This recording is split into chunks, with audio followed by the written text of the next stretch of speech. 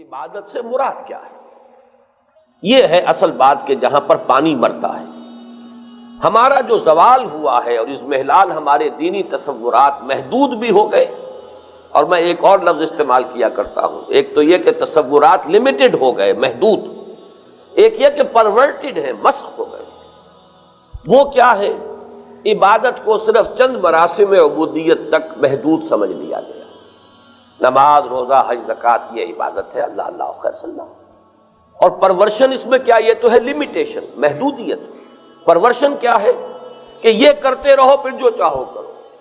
اگر نماز تم نے پڑھ لی ہے، روزہ تم نے رکھ لیا ہے، اور تم نے زکوٰۃ دے دی ہے، تم نے حج کر لیا ہے، تو بس باقی زندگی میں معذرتیں ہیں، عذر ہیں، بہانے ہیں، طرح طرح کی جو ہے انسان نے اپنے لیے تعویلات اور اپنے لیے ریشنلائزیشنز جو ہے اختیار کر لی ہیں۔ یہ پرورشن کہلائے کہ انسان عبادت کے اندر، نماز میں تو بہت ہی سنجیدہ ہے، بہت ہی اس کے بارے میں سیریس ہے۔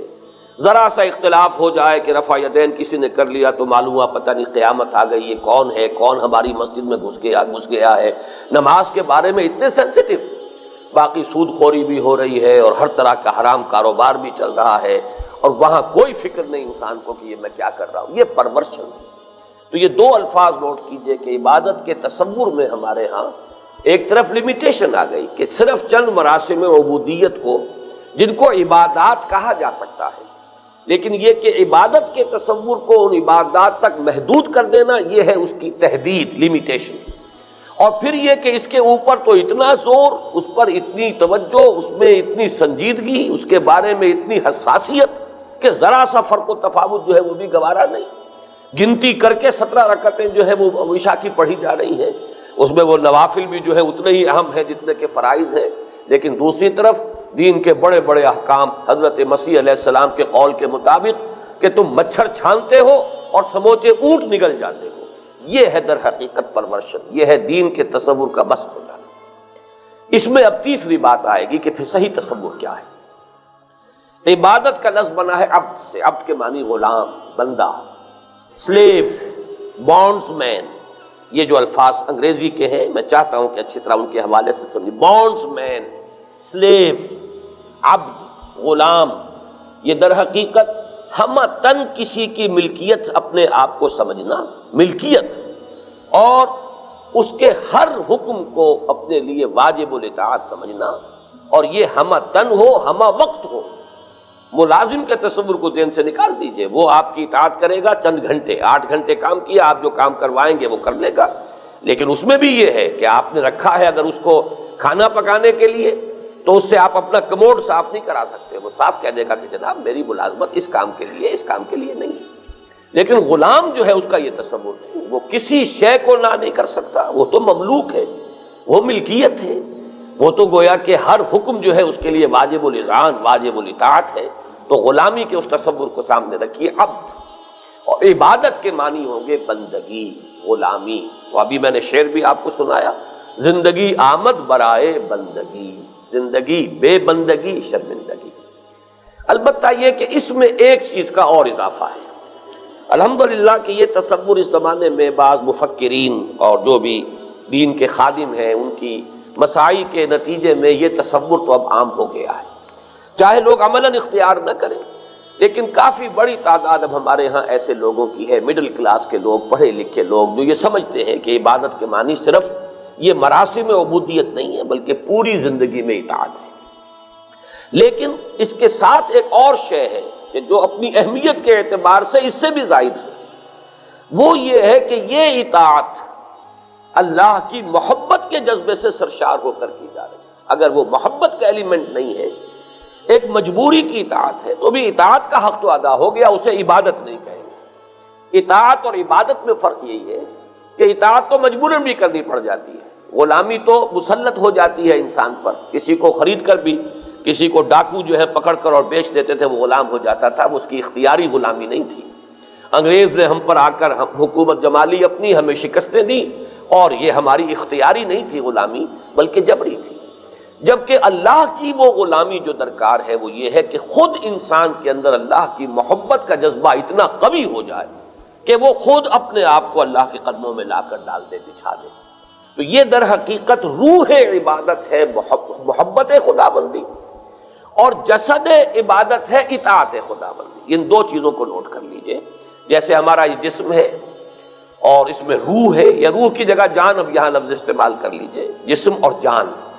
تو جسم جو ہے وہ تو بالکل بیکار ہے، جیسے جان نکل جائے گی آپ اس کو اٹھا کے جلد از جلد جو ہے وہ زمین کے حوالے کریں گے، اصل شے تو جان ہے جو اس کے اندر ہے۔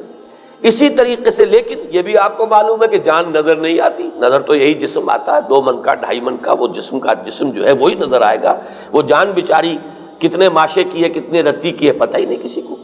اس پہلو سے یہی نسبت بالکل صحیح ہے تناسب اور نسبت کے اعتبار سے کہ اصل جسد عبادت جو ہے وہ ہے اطاعت، اللہ کی اطاعت، اللہ کے رسول کی اطاعت، اطاعت کلی ہمہ وقتی بلا چون و چرا۔ لیکن اس کی روح، اس کی جان کیا ہے؟ وہ ہے محبت خدا۔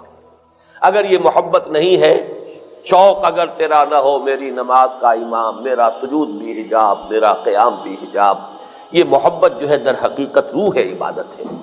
اسی کو حافظ ابن قیم اور امام ابن تیمیہ رحمہم اللہ نے اس کو ڈیفائن کیا ہے بہت خوبصورتی کے ساتھ۔ میری یہ کتاب تھی جو بہت عرصے سے اب نہیں چھپ رہی ہے، مطالبات دین، 3 تقریریں اس میں شامل ہوتی تھی، ان میں پہلا جو ہے اسی موضوع پر ہے، اس میں میں نے وہ سارے حوالے دیے ہوئے ہیں کہ امام ابن تیمیہ بھی فرماتے ہیں کہ عبادت مجموعہ ہے 2 چیزوں کا، اللہ کی محبت اور اللہ کی اطاعت۔